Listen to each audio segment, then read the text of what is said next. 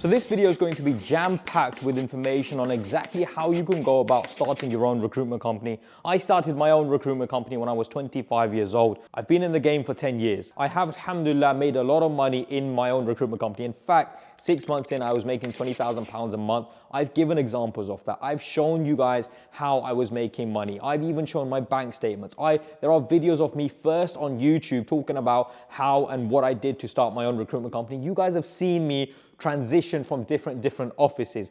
That has only happened, and I have only shown you that, so you have the journey. You know it's possible, you know I did it, and so what I say, hopefully you can understand there is some benefit in it. So I sit here in front of you with 10 years of knowledge on exactly how to go about starting a recruitment company. Now in this video, I'm going to cover what is a recruitment company, who is it relevant for, things that you need before you start a recruitment company. I'm going to go through how to pick a niche, how to go through a sector that is relevant for you guys. I'm more importantly going to go through a bit where I explain exactly how to get a client on board, how to win business. I then will go over how to find candidates, how to get CVs, and then we will go about, well, how do we make money? How can we get everything together? And so trust me when I say we've got a lot of information coming in this video. If you're looking to start a business where you can be in the UK, in the Middle East, in Africa, you want to do business with any countries, then well, recruitment might be for you. Who is recruitment relevant for? Who can start recruitment companies? A lot of people ask me the question, can I start a recruitment company from Germany, in Italy, in America, in the UK? It doesn't matter where you are. It just doesn't. Actually, because of the way the recruitment world has gone, you can start a recruitment company from anywhere in the world, and you can provide your recruitment services for any country in the world. So for example, I could be in the UK and I could do recruitment for anywhere in Europe, Germany, Italy, Spain, wherever. I can then do recruitment for the Middle East, Dubai, Saudi Arabia. And in fact, that is something that I did from the UK. I was doing recruitment with companies in Germany as well as the Middle East. And I can also be in the Middle East and I could do recruitment for the UK. And as another example, and many people do this, they can be in the UK and be doing recruitment for America. So if you've clicked on this video, you may have a good idea of what a recruitment company is, but I guess it's important for me to go over exactly what a recruitment company is and how a recruitment company makes money. I'm trying to make this video jam-packed with knowledge and information over the years, the information that I've gathered. I'm hoping to share this with you throughout this video. So what is a recruitment company? A recruitment company, in essence, is a company that finds employees for employers. So we find engineers for engineering companies. We find accountants for accounting companies. We find sales staff for companies that need sales staff. And recruitment is multi-billion pound industry in the UK. America is, I would say, 50 times bigger. The Middle East is booming. And so the recruitment world is something which is massively growing and continues to grow. And to be fair, if anything, right now would be a fantastic time to start your own recruitment company. So what we do is find employees for employers. We find someone, we give them to the company, and we charge a fee for finding that person. Now, there's two ways we make money. One is temporary and one is permanent. And let me explain the difference between the two, because temporary recruitment is passive. In fact, it's basically where someone is doing the work, they're carrying out the work, and you are in essence getting paid for every hour they work. Permanent is where we find someone on a salary that's going to be working for this company for a permanent basis, and we will charge a percentage, something like 15%. So to give you guys an idea, someone will get a job for £50,000 a year, and we will charge 15% of that person's salary. So that could be £7,500. And in contracting or temporary recruitment, in essence, how it works is we will provide someone who is getting paid £10 per hour, and we will charge the company £15 per hour. So in the middle, in essence, we're making £5 net profit. Now, there are obviously other things we have to go through, like, costs in between. They're not that big. It would take a while for me to just go over the expenses in between and exactly what your net profits are. But to keep it short for you guys and explain it as best as I can in layman and in beginner terms, then contracting recruitment is basically providing a person on £10 per hour. You provide them for the company. They, in essence, will work for you, and you will provide them as a contractor, subcontractor, whatever you want to call it. Company uses this person. You pay this person £10 per hour, but from the company, you're going to charge £15 per hour. So imagine someone carrying out work and you're getting paid £5 an hour. And it's interesting because I remember coming across someone who was speaking about business and telling you in essence when you've made it. And what they said is, you know you've made it when you're sleeping and you're getting paid for it. And this is something which is interesting, but really and truly, imagine someone who is working, doing the work, and you're getting paid for every hour they work. Now, that is contracting recruitment, that is temporary recruitment, and then obviously you've got the permanent side. So how does a recruitment company make money? In essence, you know, a person, just one person could do 2 or 3 permanent placements a month. So if you imagine, we would charge as a recruitment company 15% of a £50,000 salary, meaning that we would make £7,500 for every successful candidate that gets the job. And then we would have maybe 2 or 3 or 4 temporary contractors getting work every single month. Now, sometimes you can even have it where you get in touch with a company and a company says, we need 20 people to start within 2 weeks. It happens, and it's happened with me. I actually had a company who came to me and said we needed 23 people. They said we need 23 people, and they wanted them to start within 2 months. Now, 2 months is a long time, and 23 people doesn't sound like a lot. And £5 an hour doesn't sound like a lot. But when you've got one person making £5 profit per hour for 40 hours, you're looking at £200 per person, which still doesn't sound like a lot. But then when you've got 10 of those people doing work for you every single month, in essence, you're making £8,000 profit, passive income, and you don't actually have to do anything. That's contracting recruitment. And then you top it up with a permanent placement, that's £7,500. Now that's what recruitment is. That's how recruitment companies make money. And why would a company use recruitment companies? Well, any business knows that for them to be successful, they need the best employees. They need the best people in the market. And you may not know this, but if the market is 100%, 70% of candidates are actually passive candidates. What does that mean? Passive candidates means that they're not actively looking for work. So for example, you guys watching right now, you're, let's say, on a £30,000 a year salary. You're not actively applying for new jobs, but someone gives you a call and says, I've got a job and it's paying £40,000 a year. Would you be interested? Likelihood is you would at least entertain that conversation.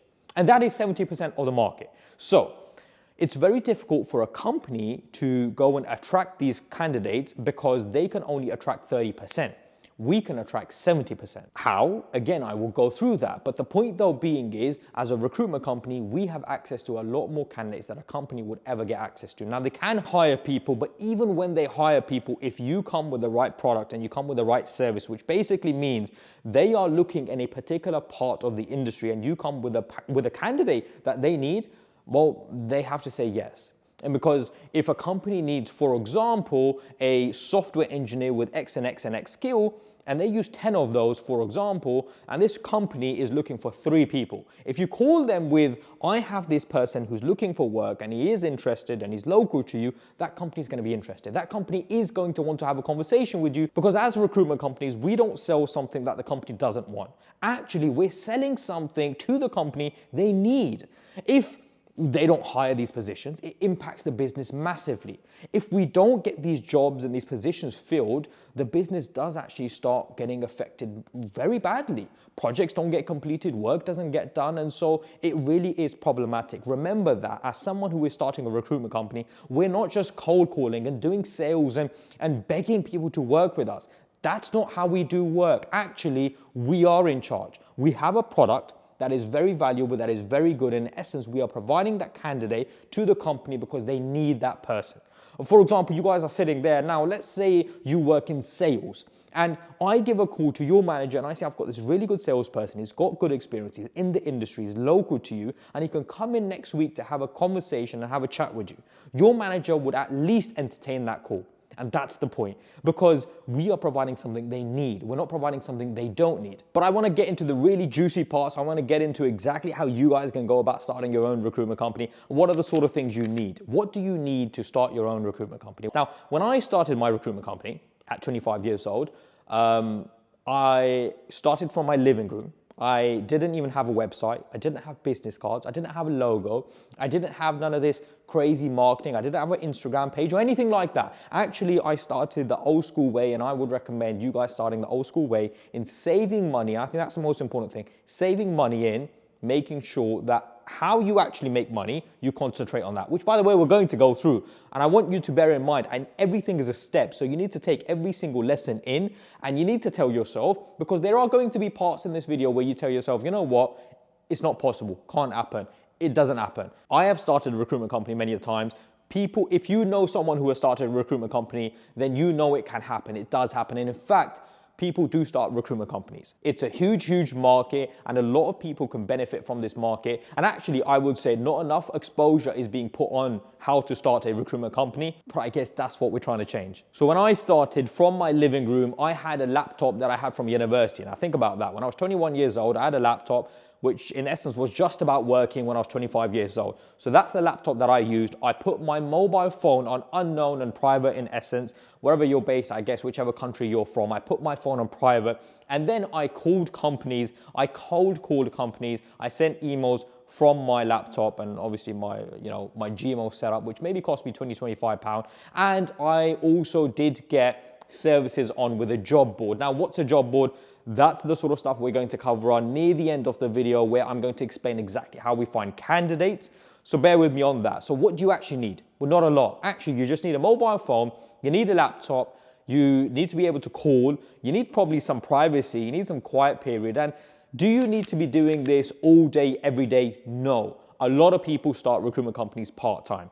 All they actually do is put in 1 or 2 hours a day. And I would say 2 hours a day properly. A lot of 2 hours a day, you will be making a lot of money come 6, 8 months down the line. And I mean constantly, consistently. So if you can even do half an hour to an hour a day, remember, some work is better than no work. I mean, it's better than you continuing to work your job, which you're not happy with, continuing to living a lifestyle that you're not happy with, rather than at least trying to make an attempt to do something. When can you do sales calls? You know, do you need to quit your job for you to start your own recruitment company? No, you do not. No, that's just not the case.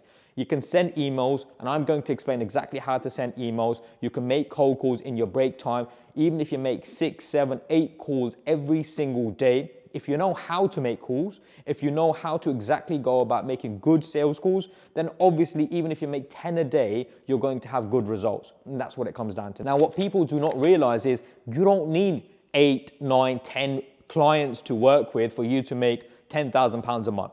Actually, you probably only need 1 or maximum 2 clients or companies that you want to work with to make £10,000 a month. And so if that's the goal, if you want to make £10,000 a month, I was making more than £10,000 a month, maybe £15,000 a month with just one company. And that one company has basically worked with me for 6, 7 years. 6, 7 years they've been working with me, and these are the important things of how to start a recruitment company that you have to sort of bear in mind. So hopefully that gives you an idea of what you need in the beginning. Now, if you're telling yourself a name, I need to register my company, I need to have a website. Yes, look, have a name, you need a name, right? Don't overthink it.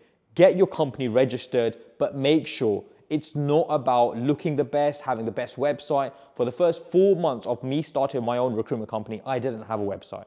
And so it's not a necessity, it is a luxury. Have it if you want one, but don't stop yourself from making money or making calls or sending emails and making things happen just because you don't have a website. It doesn't make sense, and you're not going to make any money or have any success in starting your own recruitment company if that's what you're going to be worrying about. Now, how do you pick a niche? Picking a niche is something that a lot of people worry about, and I completely understand why you guys worry about picking a niche. Actually, it's not even that important. It's genuinely just not important. I picked some of my niches in the past by just making calls, sales calls, cold calling, speaking to companies, and they turning around to me and saying, we need X and X. I help them find that person. I speak to a couple of candidates who then say, we're leaving our company. I then call that company. I continue in that industry for 1-2 weeks. And well, 3 months, 6 months later, I now have become an expert in that niche because I was making calls or sales calls or cold calling in that industry. So in the beginning, if you guys are totally blank about picking a niche, pick anything. It just doesn't matter. Pick up the phone, make calls, make things happen. Listen, your phone is your best friend. If you pick it up as much as you possibly can, you will make money.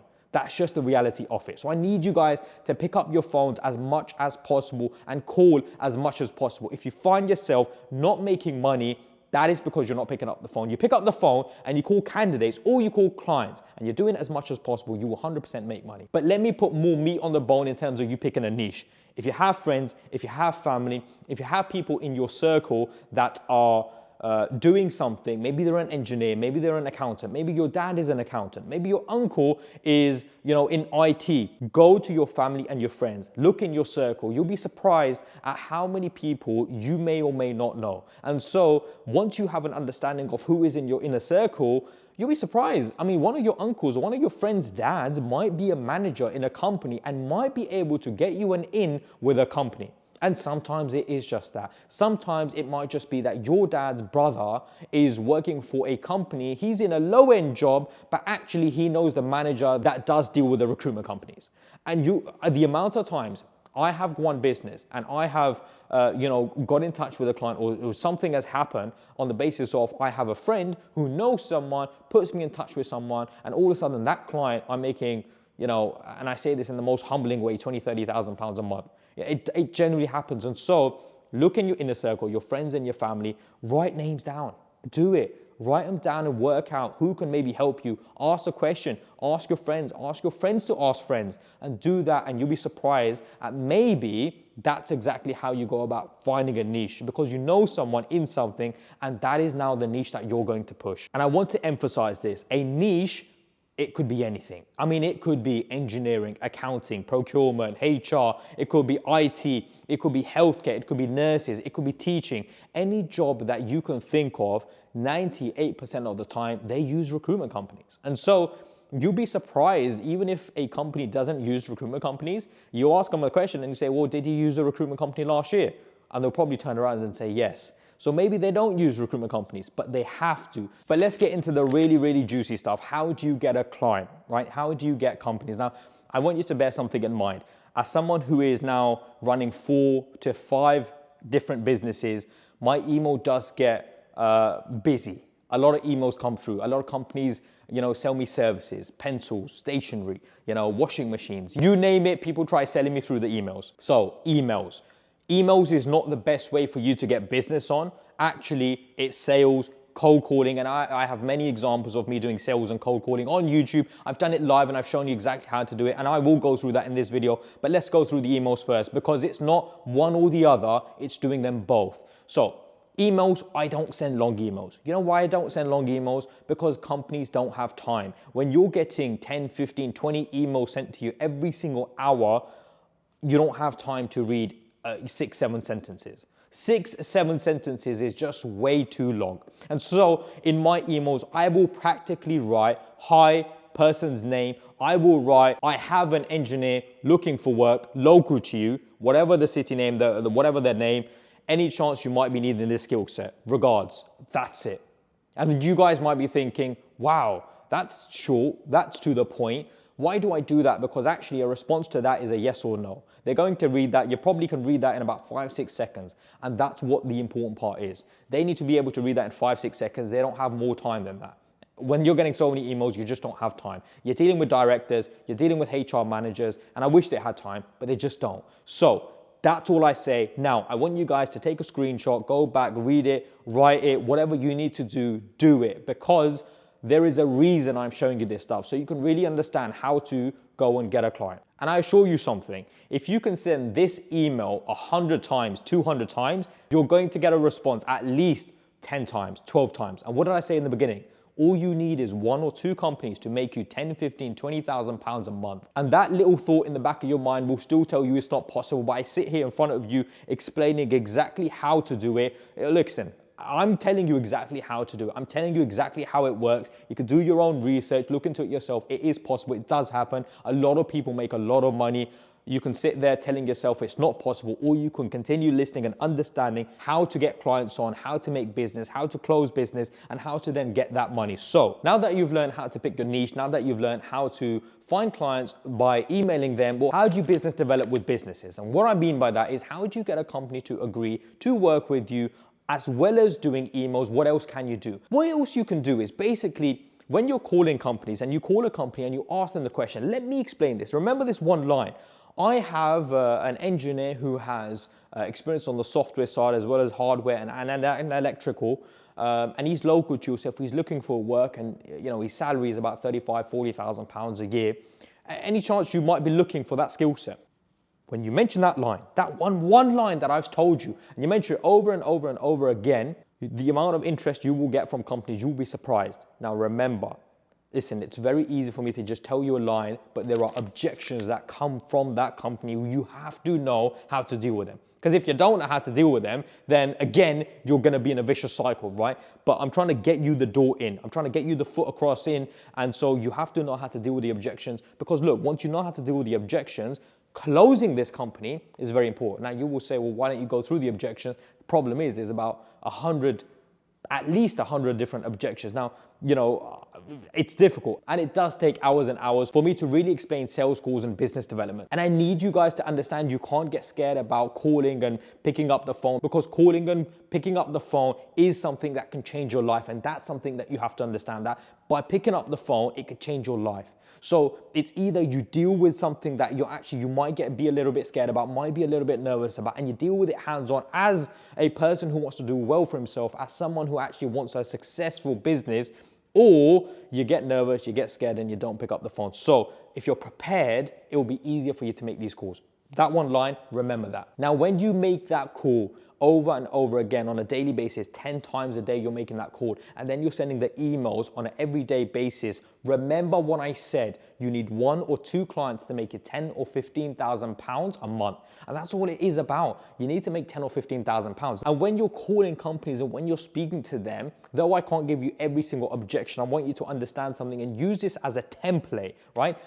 First of all, you're getting some interest. Right? Now, when you have some interest from the company, you want to understand the problem, right? That's something I do explain in detail, but I'm going to try giving you a quick summary, okay? Now, when you go over the situation, which is they need someone, then you go over the problem. The problem is they don't have someone, they need someone, okay? What you need to do is ask them the question, reiterate how that is affecting the business. And you won't just say something like, well, how does that affect your business? You would just say something like, oh, so how long have you been looking for someone? Or how are you going about the recruitment process right now? They will answer the question and you will say, oh, that's been a while. How does that affect your business?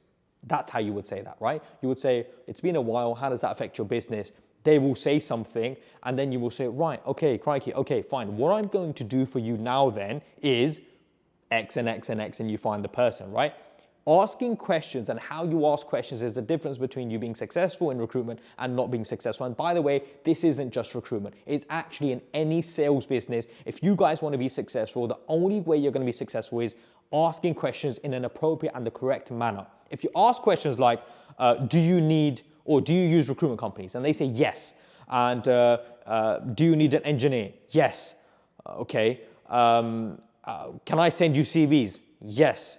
You put the phone down. Well, actually, you don't have a lot of information, right? You need to get the client to speak to you as much as possible. So you put the situation, you reiterate the problem, you give them the solution, right?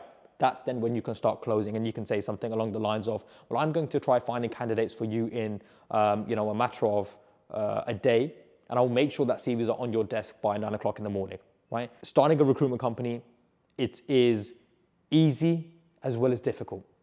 And what I mean by that is, if you understand how to do A, B, and C, then D looks quite easy, right? But understanding A, B, and C can sometimes take time. Once you understand that, then it's a process of doing it every single day. And no doubt, I genuinely believe that as long as you do A, B, and C on a constant basis, on a continuously ongoing, tapping the door over and over again, look, 10, 15,000 pounds is not a lot of money if you keep doing that ABC. Honestly, you should be looking at 20, 25, 30,000 pounds a month each as a person. But then if you're hiring people to work for your company, well, to be honest, the ceiling, I don't know where that is. And now I've told you how to pick your niche. I've told you how to send emails. I've told you the way you need to go about your calls, but how do you actually find the companies for the calls? That's very important, right? Well, look, let's do this. Let's go on Indeed.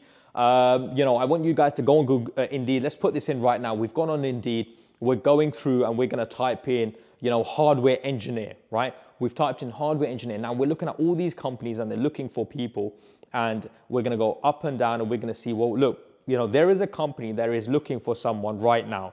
So what might make total sense to you guys is, let's pick up the phone and call this company and say that you need a hardware engineer. Can I find you a hardware engineer, right? That is actually what a lot of people do. And that is one of the biggest mistakes you can make. And this is what I mean by having the knowledge and having the information is crucial to understanding and making sure you start your recruitment company correctly and you actually make your money, right? People who don't know, this is exactly how you're going to build your list. You're going to say, well, why don't I just go on a company's page, careers page, they're looking for X and X and X and X, and go on Indeed, and a company is looking for X and X and X and X, I'll just call them and I'll just say, oh, I'll find that person for you. Completely wrong. Biggest mistake. You will struggle so badly to make money. And let me explain why. Because this company is already 2, 3 months or 4 months down the process of finding the person that they are looking for. You see, because usually what happens is the HR manager or someone will have a conversation in the meeting room and they'll say, oh, we need X and X, and they'll discuss it amongst their team, and then they'll go back and then someone will write up a job description, and someone will have a conversation with the recruitment companies, and they'll pick up, and we need this and we need this, and then they'll write a job description, then they'll upload it, and then the recruitment companies go out and start looking for people, and then the adverts out as well. So it's already probably been minimum 1 week before you pick up the phone to this company and say that, oh, I can find you someone. 1 week, by the way, is a lot of time for you to find someone. A lot of times, I tell people I can find you people in 24, 48 hours. 24, 48 hours, right? So you're 1 week late picking up the phone to this company. That's the worst way you can make a list on how to, when you are calling or contacting companies, that's the worst way you can make a list on companies to contact. The worst way. Because, again, you want to be in a point where you are in conversation with a company and you continuously ask them on a monthly basis, and they say something along the lines of, we don't need anyone right now, but in 2 weeks, we're going to need this. And they give you the lowdown and they say, we will need this. And then in 1 week, you call them and you say, oh yeah, we do need that. It's yet been discussed, but I think we'll have confirmation by tomorrow. Well, guess what? That is exactly where you're going to make money. You got first digs before anyone else did, and that's how we do recruitment. That's how you will make sure and guarantee yourself making money. Time kills all deals, and that's something you have to understand. But I know you guys are going to be watching this video saying, well, that's fine. We're going to get business. We're going to get clients. We're going to get companies, and we will get people. But how do we find candidates? You find candidates by going on job boards. In essence, job boards are websites where people apply for jobs. And when they apply for jobs with their CVs, that company saves your CV and then shares it with recruiters. It's a job board. Job boards, LinkedIn, Indeed, there are various ways that we find candidates. And there are terms that we have to put in to make sure that we get the right candidate and finding the right engineers and so on and so on. There is an art to it, to be honest, in making sure you find the right candidate. Otherwise, you don't, you're sort of, a headless chicken running around and you don't really know what you're doing. But job boards, LinkedIn, Indeed are the way you get candidates. And there's a whole art to this because, for me, when I speak to candidates, not only am I trying to find candidates a job, not only am I trying to put them in that position, I need to make sure, is this candidate going to be good for this company? I need to make sure, is this candidate actually going to turn up for the interview and turn up for the second? Is he serious? I mean, how many of you guys have, taken an interview, but you were never going to accept the job? Right? It happens. How do you make sure? What sort of questions do you need to ask? These are important things that you have to ask. And it's just extremely difficult for me to go over it all. But job boards, CV library, total jobs, Read, I've used all three. All three are great. I've used Indeed, I've used LinkedIn Recruiter. All 5 are great. Those are the ways we find CVs. Now, as you can imagine, there is a whole art to this in how you start with a candidate. You get leads from a candidate, you speak to the client, you close the client, you ask them the questions. How do you do the payroll, the invoicing and stuff like that? Obviously, that's another big part of how to start a recruitment company and stuff as well. So I have obviously my platform where I teach people on how to start their own recruitment company. I will leave the link in the description below. It's actually closed at the moment and you can't even sign up to the course as such because we're helping students at the moment and we've had a lot of success with current students. So if it is something that you're interested, put your details down, put your number down and we'll have someone contact you. It won't be myself, it may be myself, I don't know. In fact, what I'll do is I will contact at least 50 people on that list myself and answer questions and answer queries. I'll help you guys as much as I can. The course is 18, 19, 20 hours long. So obviously there's a lot of information. This is just stuff that I've covered in half an hour. So, with all due respect, it's difficult for me to cover it all. It's already there. And it's not just myself that teaches recruitment, because I'm a big believer of, though I know recruitment very well, and I've taught it over 10 years, there are people that know it even better than me, that have been doing it for 25, 30 years. And those are the sort of people I've also got on the platform to teach exactly how to start your own recruitment company. Again, leave your details in the description below. And as soon as it is live, when it is ready, hopefully we're going to make it as good as we possibly can. It's going to take us time, but we will be in touch. So put your details down, and hopefully this video helped you.